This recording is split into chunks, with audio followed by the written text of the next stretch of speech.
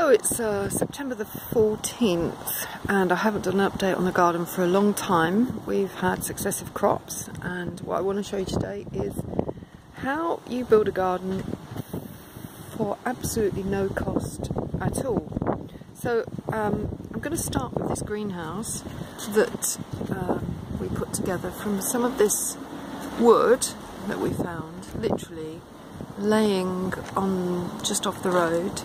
I left it a couple of weeks just in case somebody claimed it, but it'd been covered under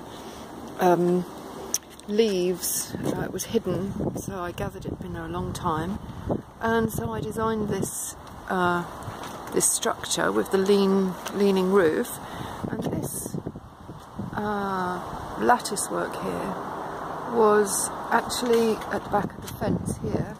It used to be there, but it was so overgrown that it was all twisted and fallen down, so we took it down, and it's formed a perfect roof with a little supportive structure in the middle there so it doesn't bow.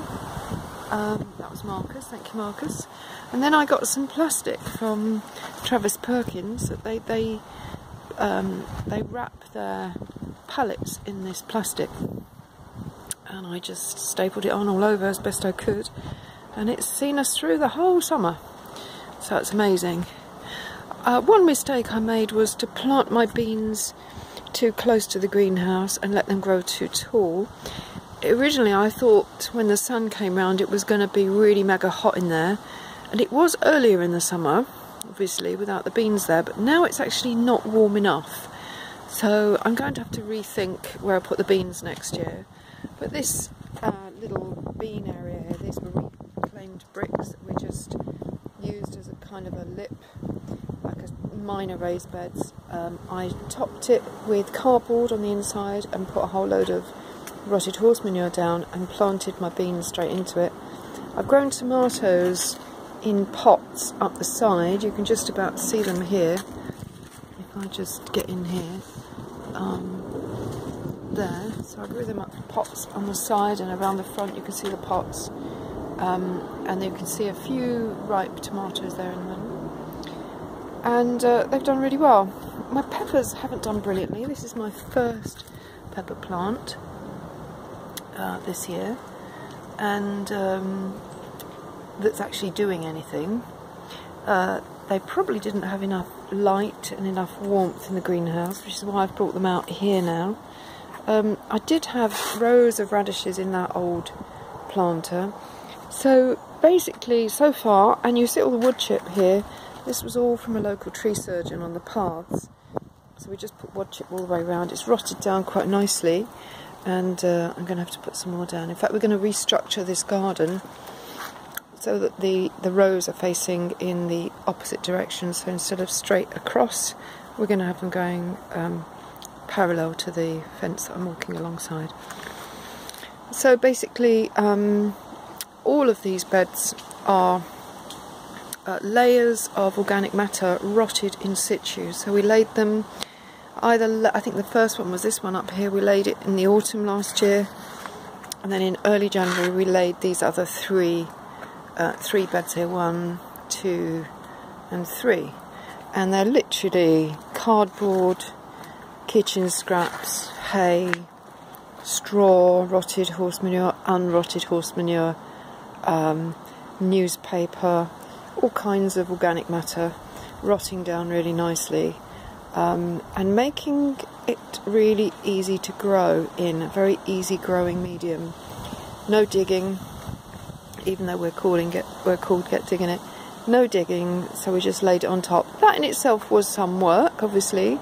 Took a bit shoveling, but it really worked really well. Gave fantastic growing medium, really rich, nutrient rich medium, so it was lovely.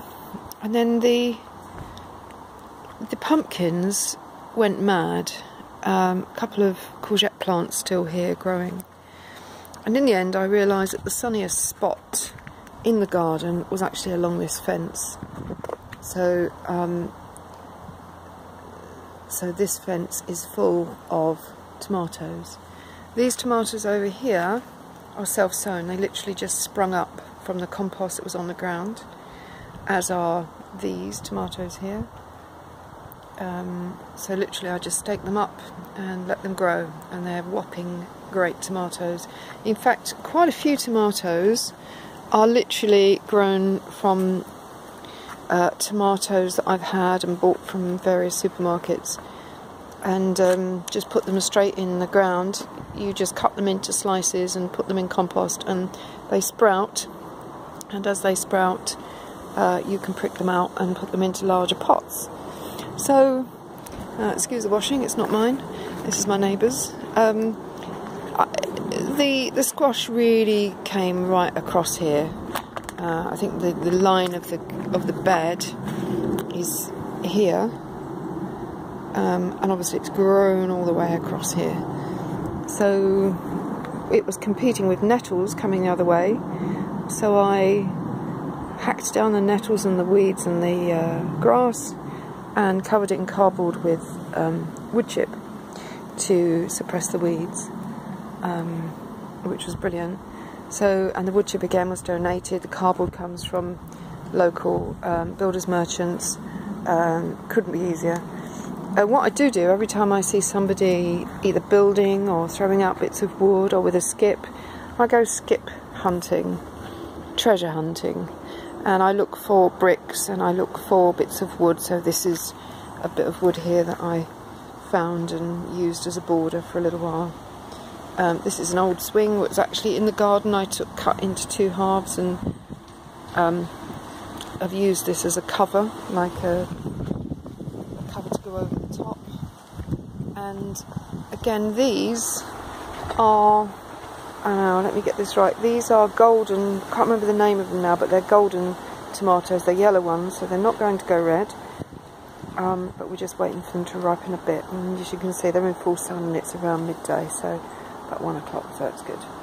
What I did really wrong this year was I had a wonderful crop of cabbages and brassicas all growing under cover, and then I took the cover off, and much to my dismay, every cabbage moth in the vicinity came and laid their eggs on my cabbages, and I had to get them out in the end because they were just completely decimated. The swede will recover. I don't know if you can see this. They've been decimated by cabbage moth as well, but they will recover. I'm just waiting for them to get back on top of things. I have some potatoes growing in here. I don't know how long they're going to take. So we're in the 2nd week of September. You can see they're just popping up through the soil here. The same here, although there's a tomato growing in the way. There it is. That's a potato. So I'm going to bank those up a little bit. All of this netting is scaffold netting, so this you can get from builders' yards where building is taking place and they're about to pack up and go home. And what else is zero cost? So all these buckets I've snaffled from, these are all recycled buckets, all of these, all of that, all been thrown out, thrown away at the dump. These buckets I've found, quite a few of them in various skips. They're like old paint buckets, they're amazing, they're really handy for capturing water, putting weeds in when you're weeding, etc. And then all of this netting here I salvaged from the allotments that I'm on at the moment. And aside from that, what else can I show you? Oh, this, amazing, this was built by Kev, and this is just a planter, a trough out of pallet wood. So a beautiful structure. I didn't manage to get anything in it before the autumn came, but that's going to be at the carnival on Saturday. And again, more pots. And this was a structure I threw together, sort of a compost bin, 2 compost bins side by side. Obviously that's pretty nice, well rotted. I've been using that, and this is still rotting down nicely. So then we come back to the greenhouse. There's this split in the greenhouse, and in here I did buy a few pots. These black ones, these uniform ones at the bottom, I did buy about £12 I think. I bought for about 10 of them, I can't remember, 12 I can't remember. And this is a structure that I put together. I just cut it 2 pallets in half. That was the end struts here, and then I cut another pallet into 3. 1, 2, 3. And they just happened to slot in, and I just screwed them together, and we have a potting table.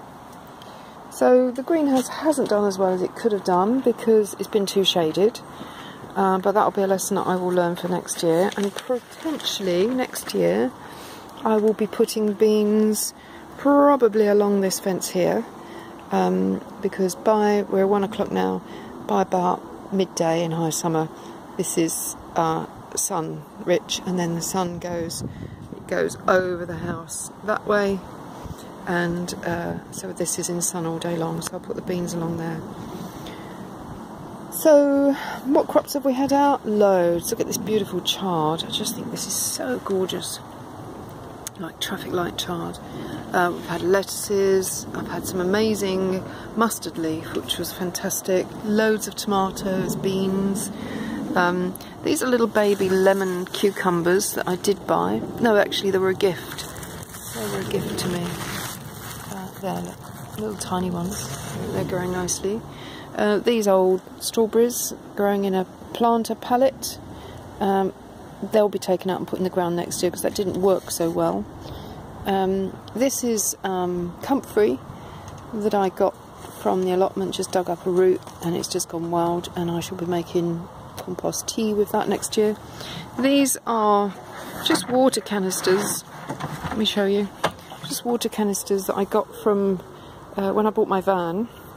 I got 4 of them. They're 20 litres each, and they're a fantastic way of storing water when all your butts are full and you need to store a bit more water. I've even got a really clever device of running them along the side of their garden on a skateboard. So that's it really for now. Most of the pots are recycled. They've come from either people donating them or getting rid of them, and things like that. So I've got some massive beans. I must just show you this. I've got some massive beans growing here, and they got a bit out of hand while I was away for a few days, so I'm just leaving them there to get nice fat beans for next year. Yeah, and I shall try and sow them successively next year so that we have a crop the whole year round, a whole summer through at least. Right, so that's it really. So thank you for checking in, and see you anon.